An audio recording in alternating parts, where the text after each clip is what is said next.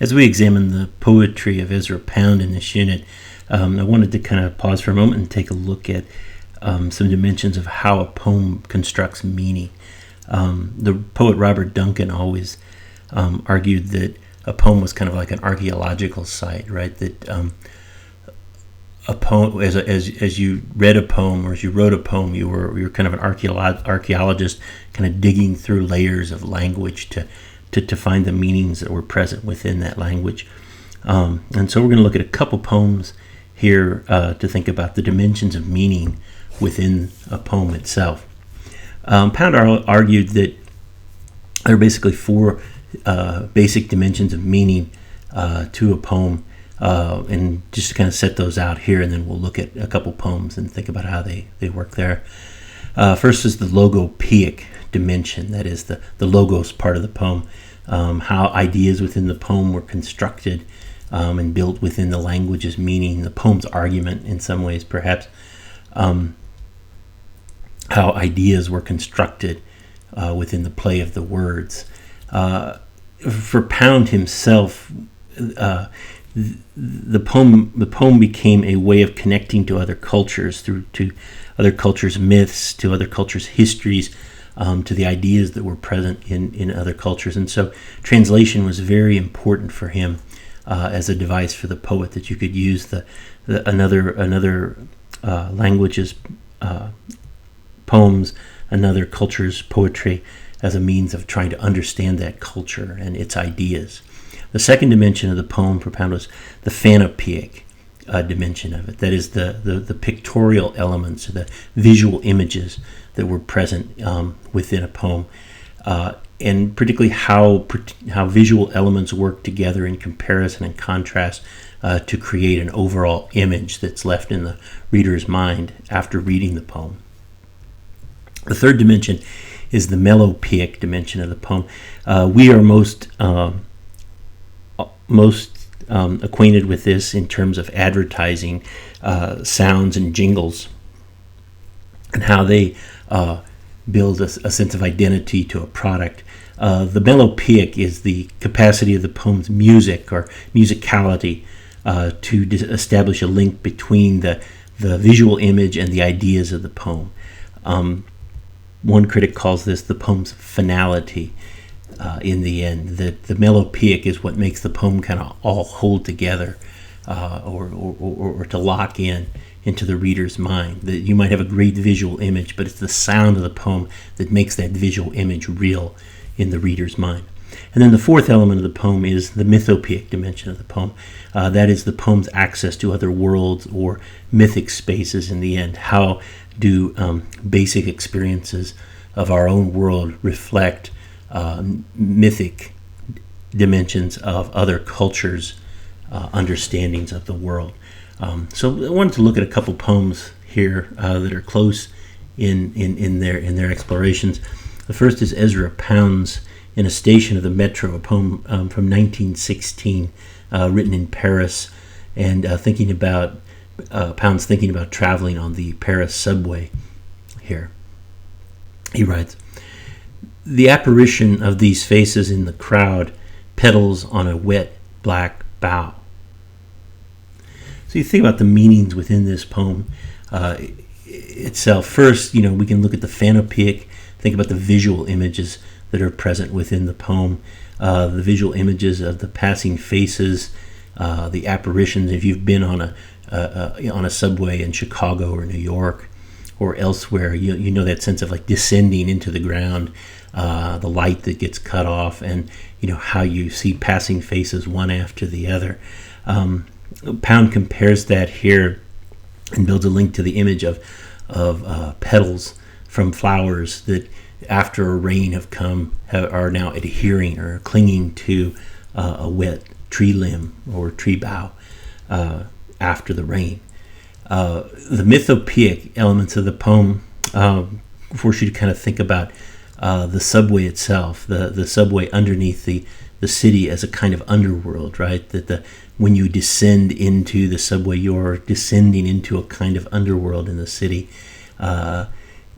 And if you've had experiences like that in the Chicago subway or another subway, you'll know that sense of shift that happens as you move into that underworld, right? That you have a sense of anonymity or change from the city above. The melopeic aspects of this poem focus on the conversational sound of the poem.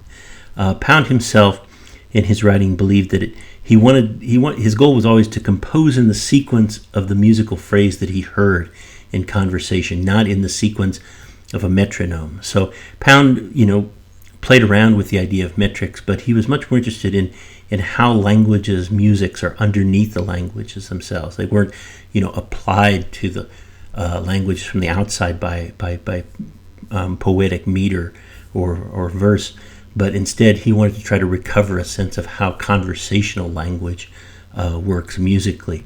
And so he's playing around with the kinds of language that he heard around him in the city, the kinds of language that were changing in the shift from the 19th to the 20th century, and how language was reinventing itself, and always is reinventing itself with new words coming in, new languages affecting the languages of a place.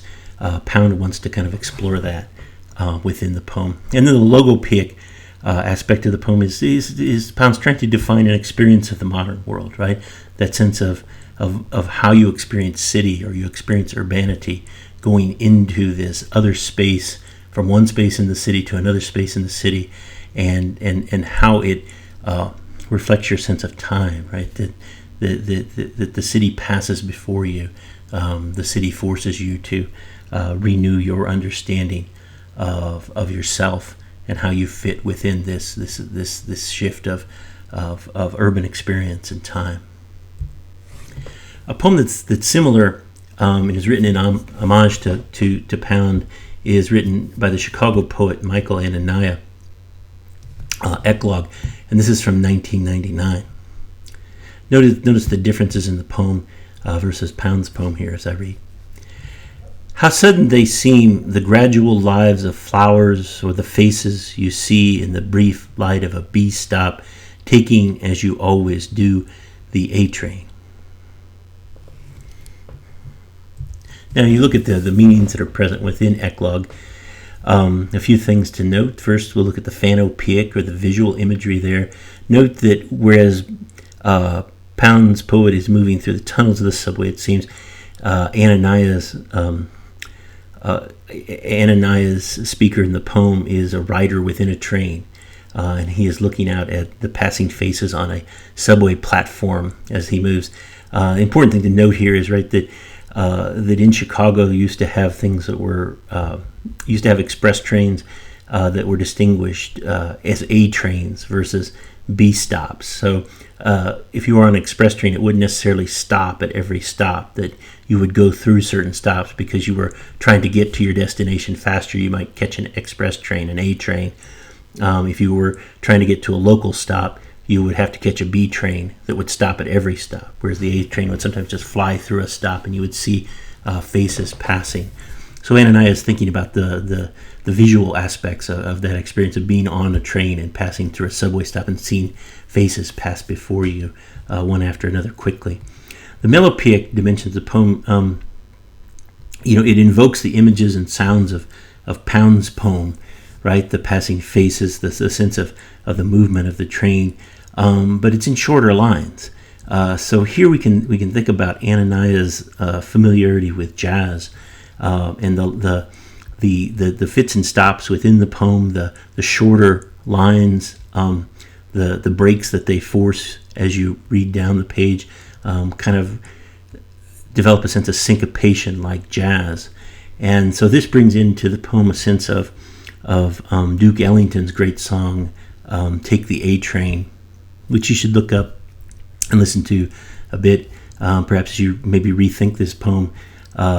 It's in Ellington's verse. It's take the A Train. It's the fastest way to get to Harlem in New York. So Anania is bringing in a sense of jazz into the sound and the music of the poem here. The mythopeic dimensions of the poem. one of the things that Ananias' poem does here is that it invites our remembrance of Pound's kind of modern European city of Paris and the apparitions, the changes that it's going through. Remember that in Pound's Paris in 1916, World War I is going on, so there's death all around Europe at that point, as young men are going off to war and dying. Note how that is very different from Ananias' American city and its own passing faces here, that both are thinking about a sense of underworld, Pound in the midst of war, Ananias in the sense of American changes and divisions. And that leads us to the logopoeic dimensions of the poem. Ananias' poem recognizes the divide in Pound's city, right, in Pound's modern European city of Paris, but it also kind of pushes the reader to reconsider his or her own place in the American city that's there. That sense of the difference between the A and the B train, right? You're riding along and you see these faces along the B stop, and it invites you to reconsider the movement of the American city, right? The changes and shifts that happen in American culture, but also the divisions that are there in the American city, the passing faces, that you might feel yourself apart from the faces on the B stop as you move along, right? But you are bound to an experience of city with those faces on the B stop as well. So all these dimensions of meaning are present within the poem. Some things to think about as you approach your own poems this week in W203.